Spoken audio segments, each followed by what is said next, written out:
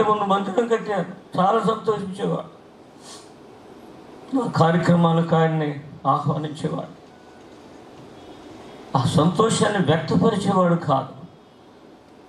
అని ఎవరితో ఉచ్చరించాలో, ఎవరి దగ్గర వ్యక్తపరచాలో వాడి దగ్గర వ్యక్తపరిచేవాడు. మా తల్లిదండ్రులు నా విద్యాభివృద్ధి కొరకై పట్టించుకోలేదు. వెనకబడ్డాను. కొంచెం ఎలిమెంటరీ స్కూల్ వయసు దాటిపోయింది. నాన్నగారితో వ్యవసాయం చేస్తూ పల్లెటూరు పిల్లలతో తిరిగి ఆ అలగతనానికి అలవాటు పడ్డాను.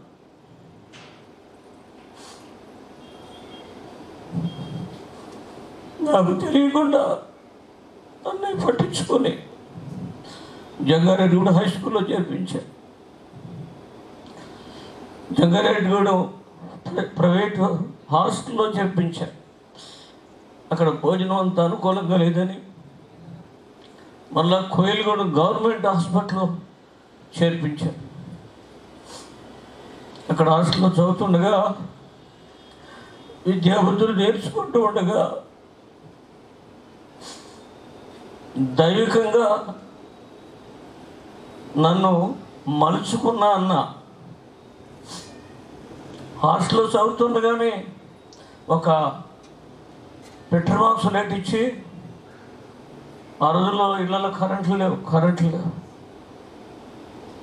గోపన్నపాలెం ఏలూరు దగ్గర అలాంటి గ్రామాలకు పంపించి నన్ను ఒక్కడనే వెళ్ళి సువార్త చేసి రావాలన్న అని పంపించిన,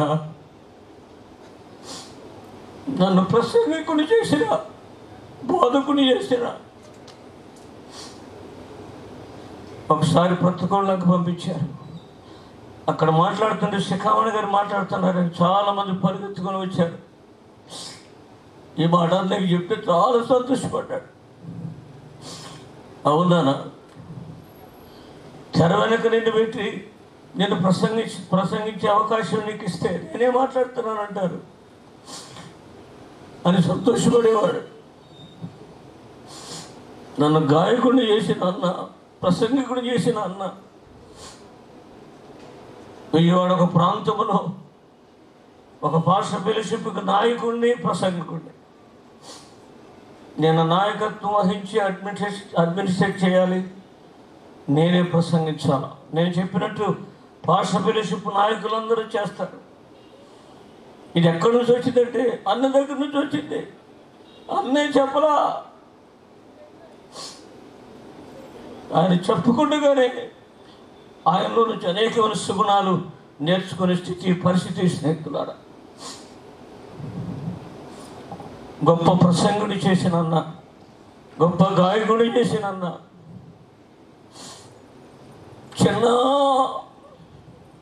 తమ్ముడా అని పిలిచే అన్న, నాకు లేకపోవడాన్ని నేను తట్టుకోలేకపోతున్నాను. నోరారా కేక వేసేవాడు. ఫోన్లో చిన్న అనేవాడు. ఒక్కసారి చిన్న అన్నప్పుడు పలకపోతే తమ్ముడా అనేవాడు. ఆయనను కోల్పోవడం నేను ఎలా తట్టుకోవాలా? ఈ వార్త తెలిసినప్పటి నుంచి గుండెలు అవిసిపోయి కళ్ళ నుండి నీళ్లు జారువారు. ఆగట్లా. మా చిన్న కొడుకు సారి వచ్చి, మీరు అలా కురిగిపోకూడదు, మీరు ధైర్యంగా ఉండాలా, మిగిలింది ఇప్పుడు మీరే అని ఆదరించేవాడు. మా పెద్ద కొడుకు ఫ్యామిలీతో మెడ్రాస్ వెళ్ళాడు. వాడికి ఫోన్ చేస్తే, నాన్న మీరు తొక్కుపడకూడదు, మీరు ధైర్యంగా ఉండాలా, మిగిలింది మీరే అని నా పెద్ద కొడుకు వాదించేవాడు. మేము కారులో వస్తుంటే మా సంఘ పెద్ద గారే కారు డ్రైవ్ చేస్తున్నాడు. చిన్నవాడు చేయలేక ఆయన రమ్మంటే మాతో వచ్చాడు. సారీ అయ్యగారు, ఏడవద్దు, మీరు ధైర్యంగా ఉండాలి, మీరు మా అందరికి ఇప్పుడు పెద్ద దిక్కు మీరే, మీరు ఏడవద్దయ్యా, ఏడ్చి మీ ఆరోగ్యాన్ని పాడు చేసుకోవద్దు అని చెప్పారు. అన్నయ్య చూసి గుండెలు బాదుకునే పరిస్థితి. వాళ్ళు అన్నారు, మీరు ఏడిచి మీరు గుండెలు బాదుకుంటే ఆ శవపేడికి చుట్టూ ఉన్నవారు తట్టుకోలేరయ్యా, వాళ్ళని ఆపలేము. మీరు ధైర్యంగా ఉండాలా, ఓర్చుకోవాలా, సహించాలా, భరించాలా, మా అందరినీ మీరు ఆదరించాలి అని చెప్పి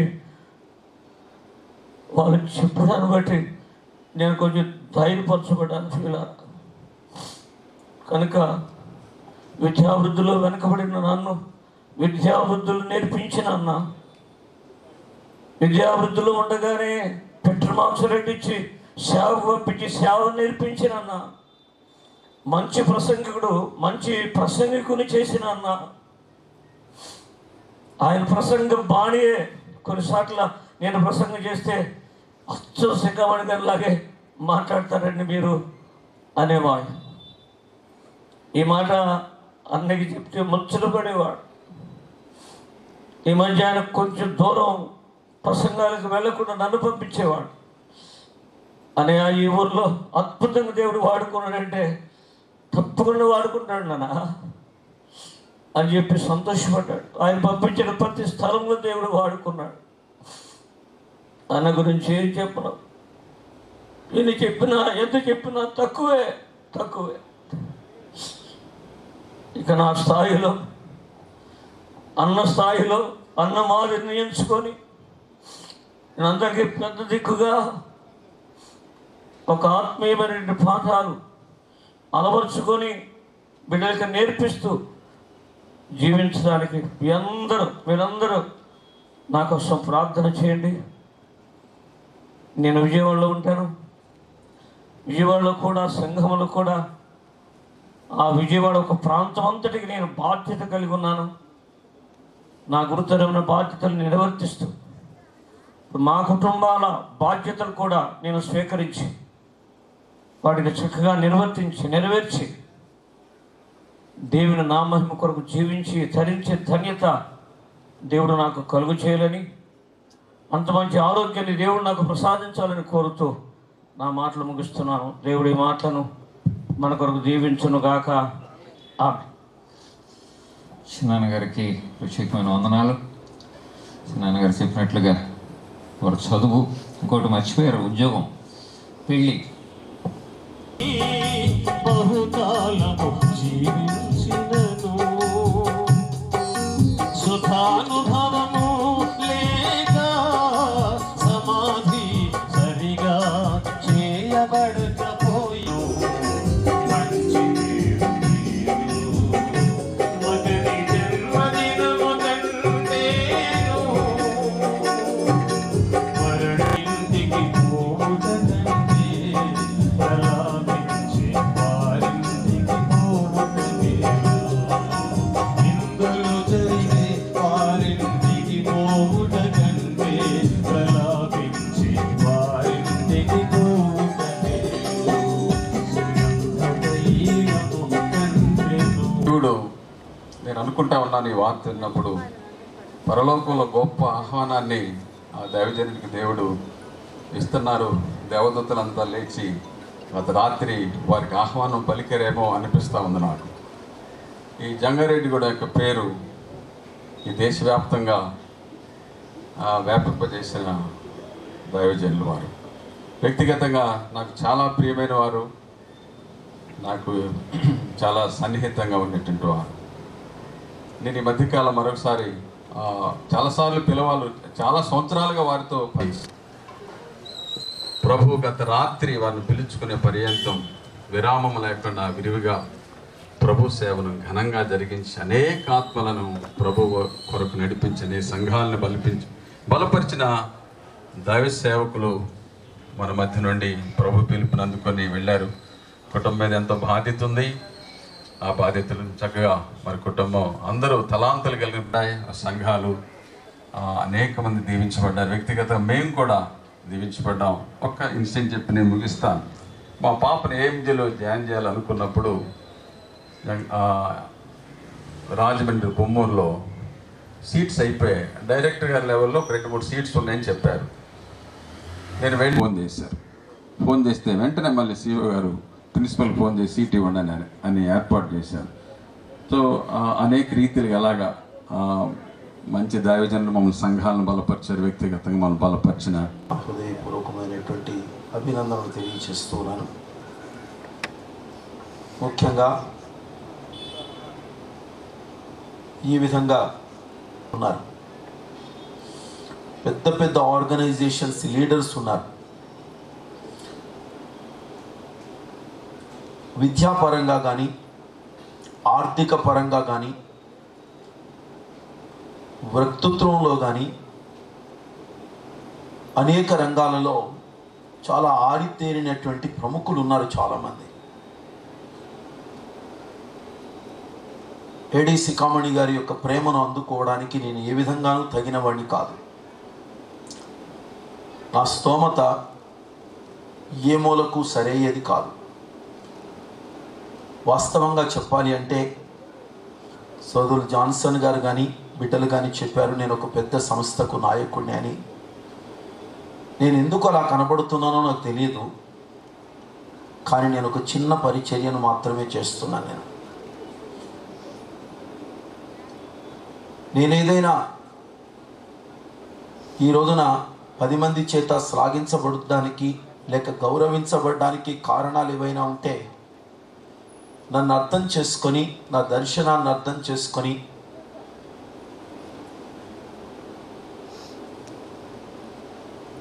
నన్ను గౌరవించిన, అలాగే నన్ను ప్రేమించినటువంటి దైవజనులు సికామణి గారి యొక్క ఆ ప్రేమ లేక వారి అభిమానం, వారి గౌరవమే ఈ బిడ్డలందరూ నేను ఒక పెద్ద సేవకుడిని అనడానికి కారణం. అంతకు మించి ఇంకొకటేమీ లేదు.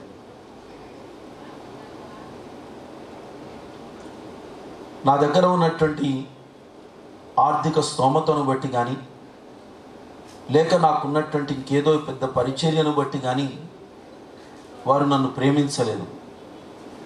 నాకు తెలుసు ఆ సంగతి. కానీ ఎందుకో నా దర్శనాన్ని, నాకున్న తపనను, నాకున్నటువంటి ఆసక్తిని, సేవ కొరకు జీవించాలి, సేవలోనే చావాలి అనేటువంటి నా తపనను ఆయన అర్థం చేసుకొని, ఆయన తపన కూడా అదే కనుక దానితో నాకు సన్నిహితులయ్యారు, నేను వారికి సన్నిహితుడయ్యాను. దాదాపు 1983వ సంవత్సరం నుంచి 82, 83వ సంవత్సరం నుంచి దేవుడు ఈ దైవజనునితో నాకు ఒక అవినాభావ సంబంధాన్ని ఏర్పాటు చేశారు.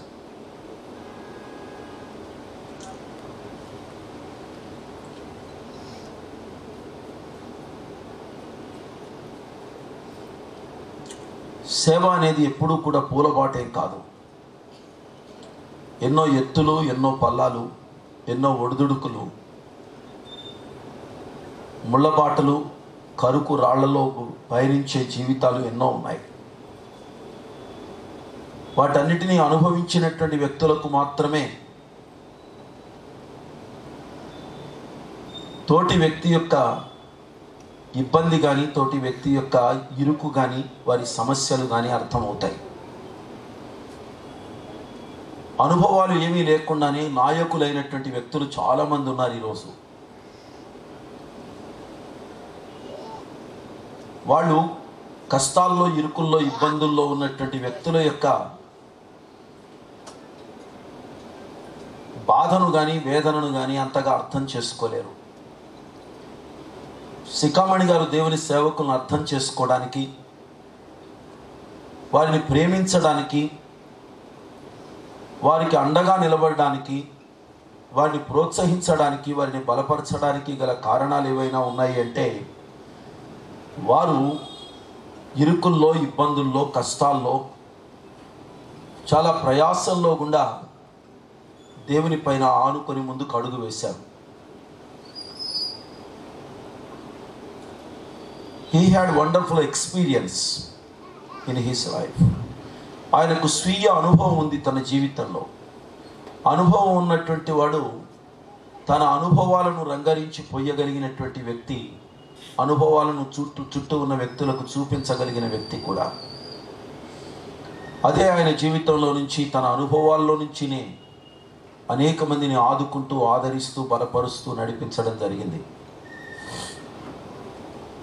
దేవుని మహాకృపను బట్టి ఇలాంటి దైవజనులు అనేకులు చేసిన ప్రార్థనల ద్వారా మేము 1996వ సంవత్సరంలో ఇక్తూస్ బైబిల్ కళాశాలను మేము ప్రారంభిస్తే అనేక సార్లు అక్కడికి వచ్చి మా విద్యార్థులను ప్రోత్సహించినటువంటి గొప్ప దైవజనులు ఏడీసీ కామెడీ నాయన గారు. అంత మాత్రమే కాదు, వారు కొంతమందికి సిఫారసు చేసి ఇక్తూస్ బైబిల్ కళాశాలకు వెళితే బర్నబాస్ గారు జాగ్రత్తగా చూసుకుంటారు, మిమ్మల్ని పిల్లల్లాగా చూస్తారు అని అంటూ వారిని ప్రోత్సహించి కొంతమంది మగపిల్లల్ని ఏమిటి, ఆడపిల్లల్ని ఏమిటి తీసుకొచ్చి నా చేతికి అప్పగించారు.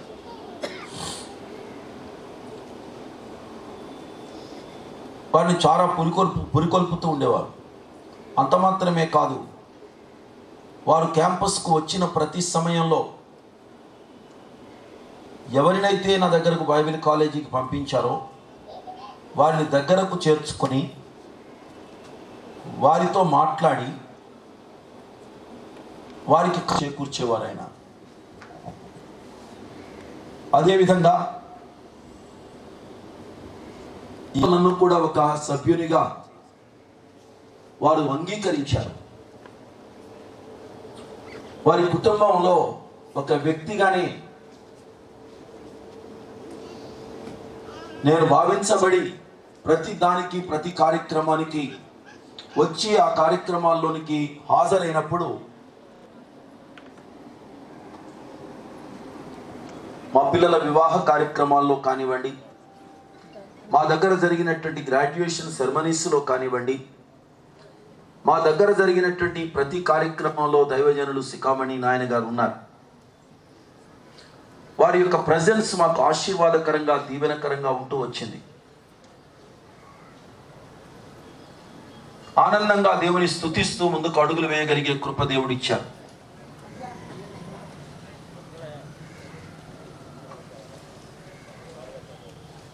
నా భార్య వ్రాసినటువంటి ఇక్కడ జరిగినటువంటి సేవకుల సదస్సుల్లో నన్ను ఆహ్వానించి సేవకులకు, ఈ ప్రాంతపు సేవకులకు కూడికలు పెట్టి ఆ సేవకుల కూడికలో ఉదయం నుంచి సాయంకాలం వరకు కంటిన్యూగా మాట్లాడడానికి నాకు పూర్తిగా వేదికను నా చేతికి అప్పగించారు. సేవకులను పురికొల్పారు జాగ్రత్తగా వినమని. అంతేకాదు, అద్భుతమైనటువంటి రీతిలో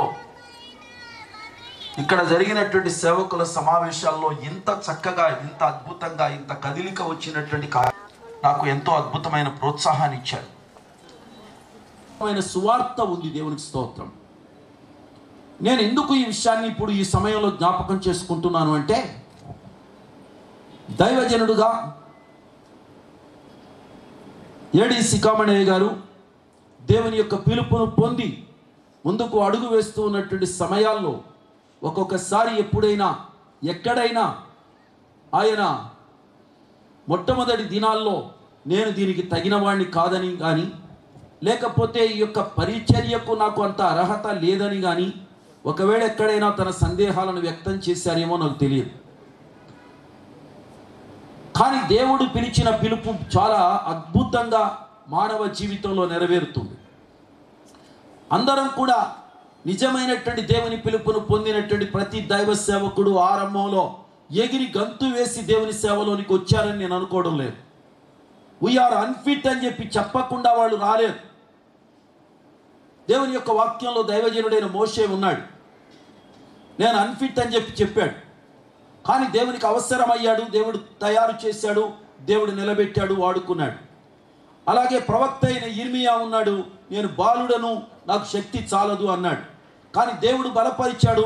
నేను నీ నోరు తెరుస్తాను, నేనేం చెప్పమంటానో అదే నువ్వు చెప్పు, నేనేం పలకమంటానో అదే పలుకు అన్నాడు. దానికి విధేయుడయ్యాడు.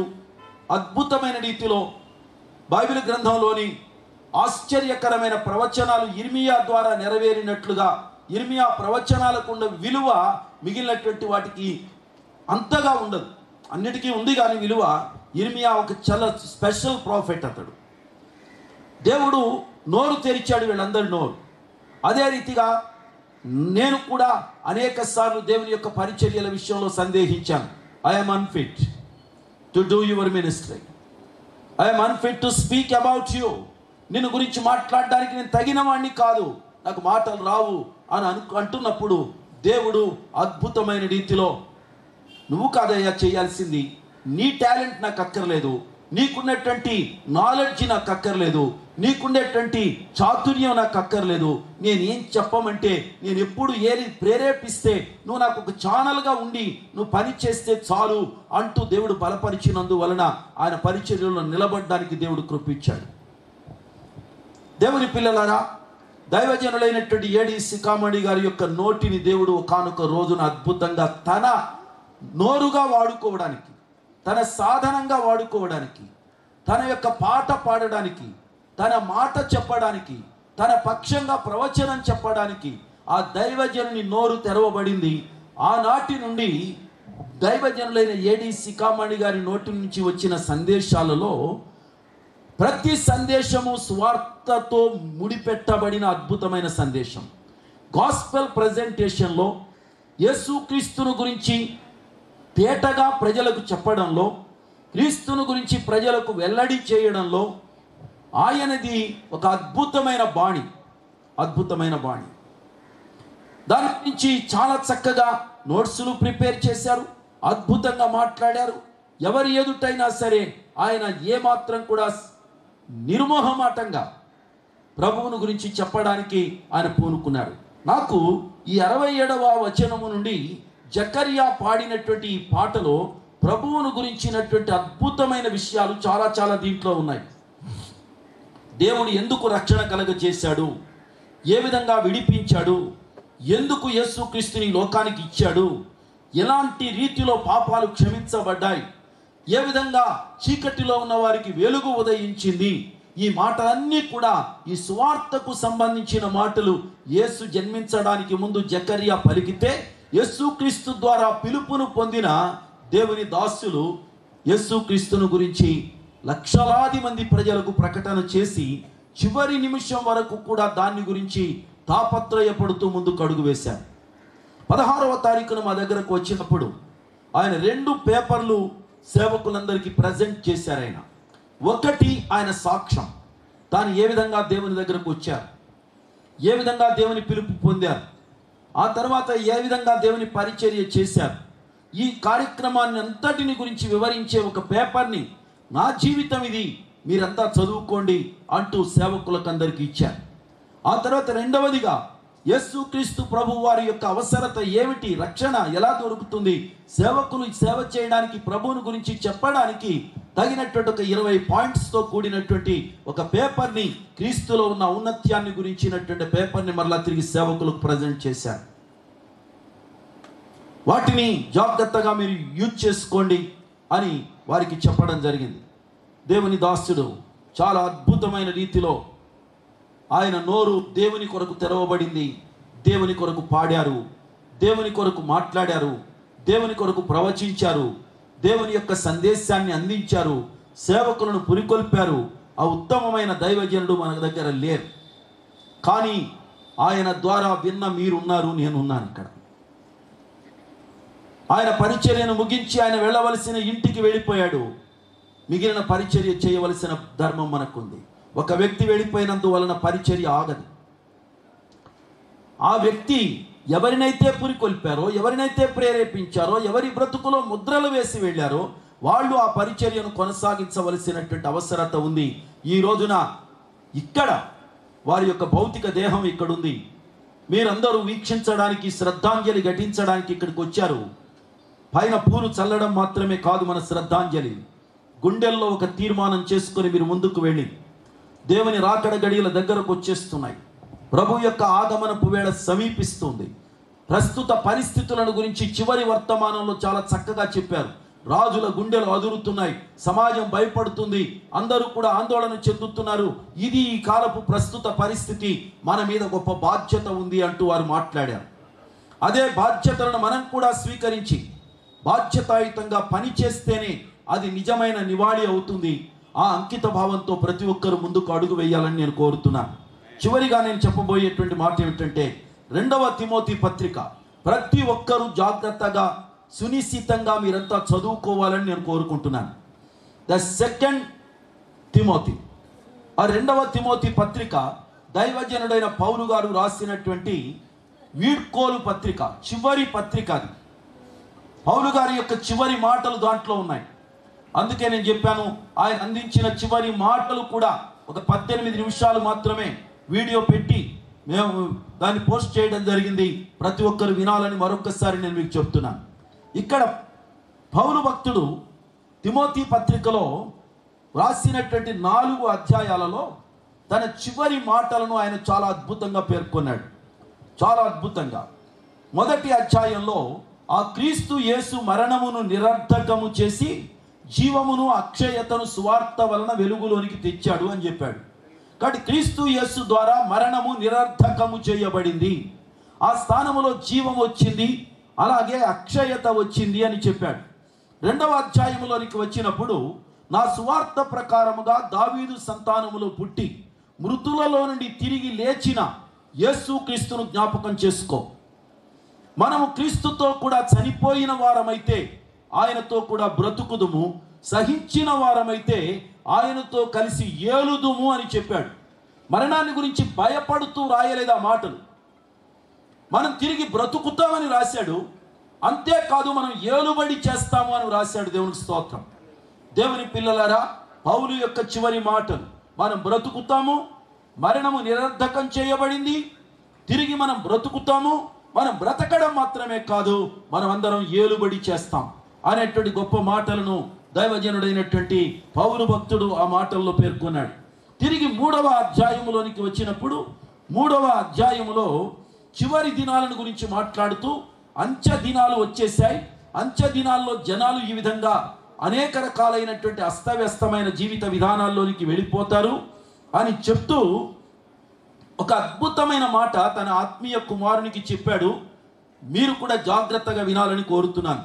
అయితే లోకం ఎలా ఉన్నా, లోకంలో ఎన్ని అపశృతులు దొర్లుతున్నా, ఎంత అపవిత్రత దొర్లుతున్నా, ఎంత అవినీతి దొర్లుతున్నా, ఎంత వేషధారణ దొర్లుతున్నా, నీవు నా బోధను, నా ప్రవర్తనను, నా ఉద్దేశమును, నా విశ్వాసమును, నా దీర్ఘశాంతమును, నా ప్రేమను, నా ఓర్పును, అలాగే నాకు కలిగిన హింసలు, ఉపద్రవాలు తెలుసుకొని నన్ను వెంబడించావు. ఏం తెలుసుకుని వెంబడించాడు తిమోతి? ఈ మాటలన్నీ మీరు చూడండి. నా బోధ, నా ప్రవర్తన, నా ఉద్దేశం, నా విశ్వాసం, నా దీర్ఘశాంతం, నా ప్రేమ, నా ఓర్పు, నా హింసలు, ఇవన్నీ. ఒక్కసారి సమాజాన్నంతటినీ కోరుతున్నాను, ఈ భాగంలో ఏడి శిఖామణి గారిని చొప్పించాలని నా కోరిక. ఏడి శిఖామణి గారు చెప్పే మాటలు అంటున్నాను నేను. దైవజనులు ఏడి శిఖామణి గారి బోధ, శిఖామణయ్య గారి ప్రవర్తన, శిఖామణయ్య గారి ఉద్దేశం, శిఖామణయ్య గారి విశ్వాసం, శిఖామణయ్య గారిలో ఉన్న దీర్ఘశాంతం, శిఖామణయ్య గారిలో ఉన్న ప్రేమ, శిఖామణయ్య గారిలో ఉన్న ఓర్పు, శిఖామణయ్య గారు అనుభవించినటువంటి అనేకమైన ఒడిదుడుకులు, అనేకమైన ప్రతికూలతలు గుర్తున్నాయా మీకేమన్నా? మీకేం జ్ఞాపకం వస్తుంది? ఆయన ప్రాస మాత్రమే గుర్తొస్తుందా? ఆయన అతి వేగంగా జెట్ స్పీడ్లో మాట్లాడేటువంటి ఆ యొక్క ప్రాసతో కూడినటువంటి పదజాలాలే మీకు గుర్తొస్తున్నాయా? ఆయన ఓర్పు మీకు గుర్తు రావడం లేదా? ఆయన దీర్ఘశాంతం మీకు గుర్తు రావడం లేదా? ఆయన ప్రేమ మీకు గుర్తు రావడం లేదా? ఆయన ఉద్దేశం మీకు అర్థం కావడం లేదా? ఆయన అనుభవించినటువంటి ఇబ్బందులు, శ్రమలు, వీటన్నిటిని అనుభవిస్తూ మిమ్మల్ని, నన్ను, మనందరినీ పెంచి పోషించారే, అదంతా మనకు అర్థం కావడం లేదా? వాటిని అర్థం చేసుకోవాలని ప్రభువు పేరట నేను మీ అందరికీ మనవి చేస్తున్నాను. చివరిగా ఆయన చెప్పాడు ఒక మాట, ఏమిటంటే, నీవు నేర్చుకొని రూఢి అని తెలుసుకున్నవి ఎవరి వలన నేర్చుకొంటివో ఆ సంగతి తెలుసుకొని వాటి యందు నిలకడగా ఉండు అన్నాడు. చివరిగా 3వ అధ్యాయంలో చివరి దినాల్లో ఉన్నాం. నిలకడగా ఉండండి అని చెప్పాడు. తర్వాత 16వ వచనంలో అంటాడు, దైవ సేవకులతో మాట్లాడుతూ చెప్తున్నాడు, దైవజనుడు సన్నద్ధుడై ప్రతి సత్కార్యమునకు పూర్ణముగా సిద్ధపడి ఉండునట్లు దైవావేశము వలన కలిగిన ప్రతి లేఖనము ఉపదేశించడానికి, ఖండించడానికి, తప్పుదిద్దడానికి, నీతి యందు శిక్ష చేయడానికి ప్రయోజనకరమయ్యింది. కాబట్టి లేఖనాలను పట్టుకొని లేఖనాల ప్రకారంగా మీ పరిచర్యలు చెయ్యండి అని చెప్పాడు. చివరిగా 4వ అధ్యాయంలోనికి వచ్చేసరికి, నేను మంచి పోరాటము పోరాడి తిని, నా పరుగు కడముట్టించి తిని, నా విశ్వాసమును కాపాడుకొంటిని. ఇక మీదట నా కొరకు నీతి కిరీటము ఉంచబడి ఉన్నది. అది నా కొరకు మాత్రమే కాదు, ఆయన ప్రత్యక్షతను అపేక్షించు వారికి అందరికీ ఆ దినమున నీతి గల న్యాయాధిపతి అయిన ప్రభువు వారికి ఇస్తాడు అన్నాడు. కాబట్టి 4 అధ్యాయాలు సంఘ విశ్వాసులు బాగా చదవండి, సేవకులు బాగా చదువుకోండి. ఇది చివరి సందేశం పౌలుది.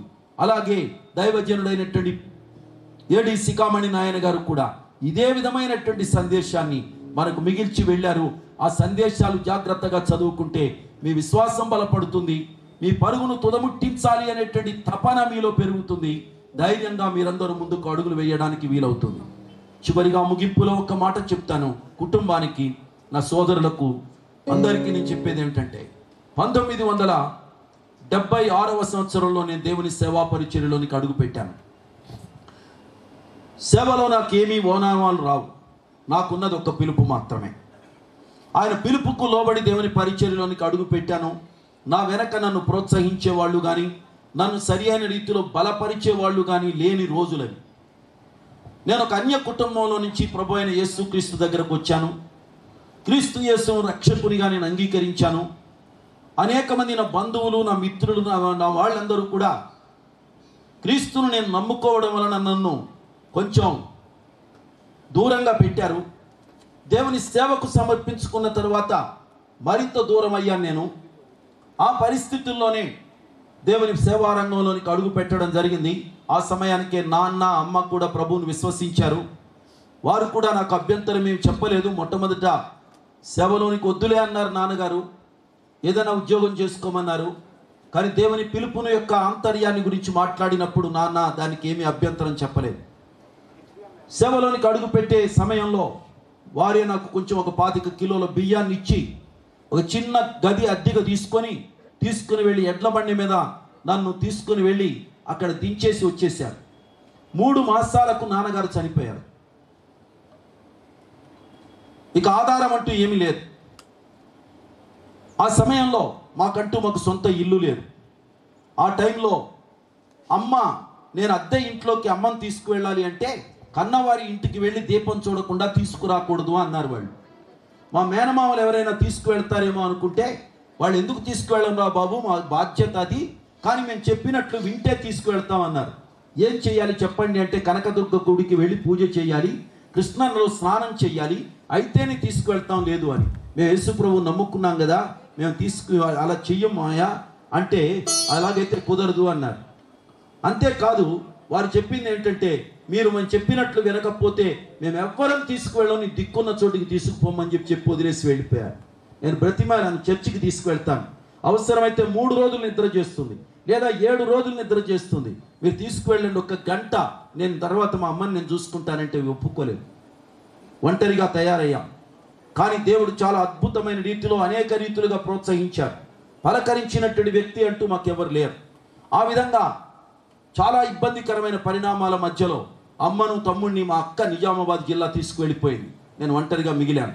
నీ దేవుడు ఏమయ్యాడు అని అనేక రీతులుగా సూటిపోటి మాటలతో చాలామంది ములుకుల లాంటి పలుకులతో పలుకుతూ ఉంటే, అలాగే కన్నీటితో వాటన్నిటినీ సహించి దేవుడు బలపరుస్తూ ఉంటే ముందుకు అడుగు వేయడానికి దేవుడు కృపించాడు. ఇక్కడ ఒక మాట వినాలి, నా సోదరులు కూడా, సికామణి గారి పిల్లలందరూ కూడా వినాలి అని కోరుతున్నాను.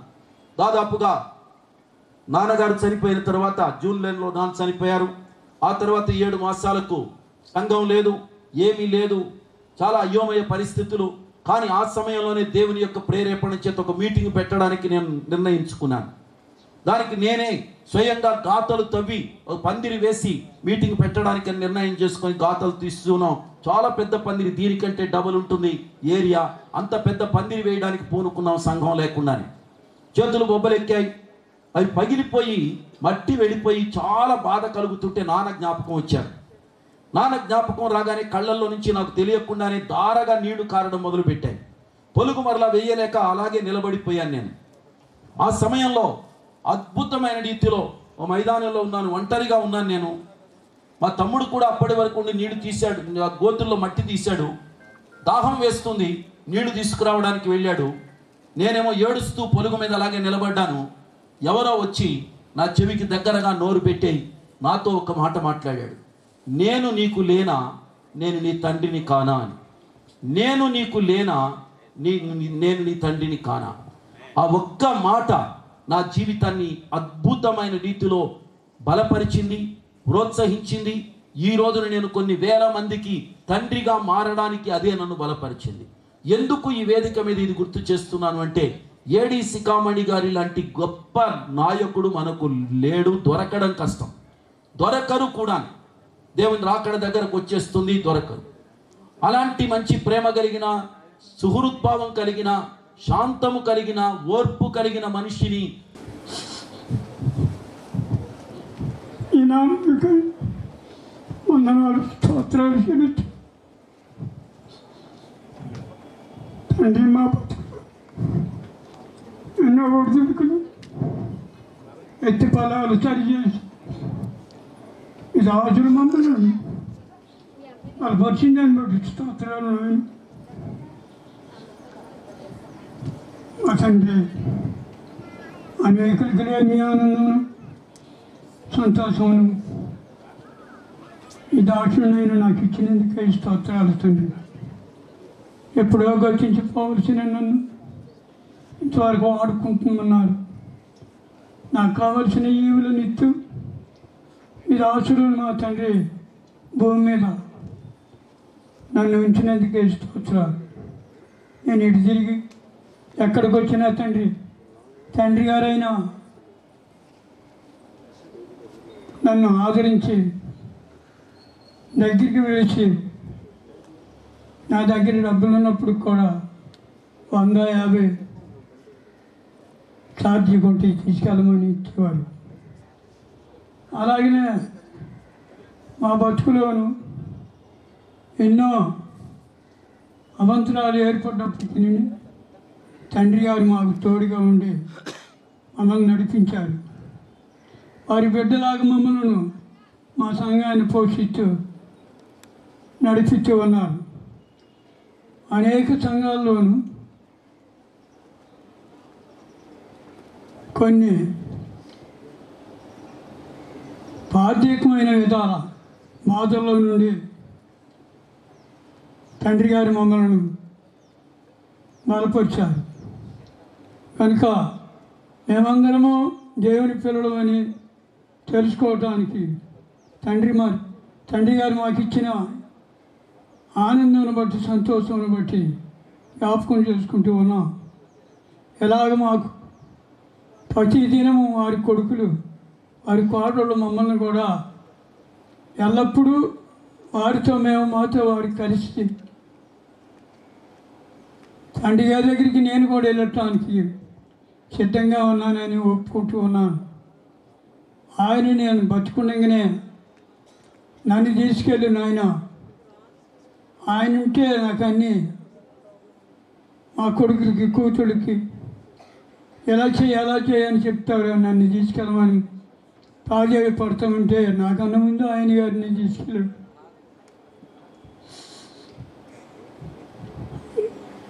మా బతుకునే ఉండదు, ఎలా ఉంటాయో మాకు తెలియదు. కనుక తండ్రి గారి ఆ బాటలో మా తండ్రి నేను కూడా వెళ్ళటానికి దేవుడు మాకు ఇచ్చిన ఈ భారమును బట్టి, బాధ్యతను బట్టి తండ్రి గారి దగ్గరికి మేము కూడా వెళ్ళటానికి నేను ఎంతగానో పడుతున్నాను. కనుక వాళ్ళకు కూడా ఉన్నారు. నిజంగా ఈ సమయంలో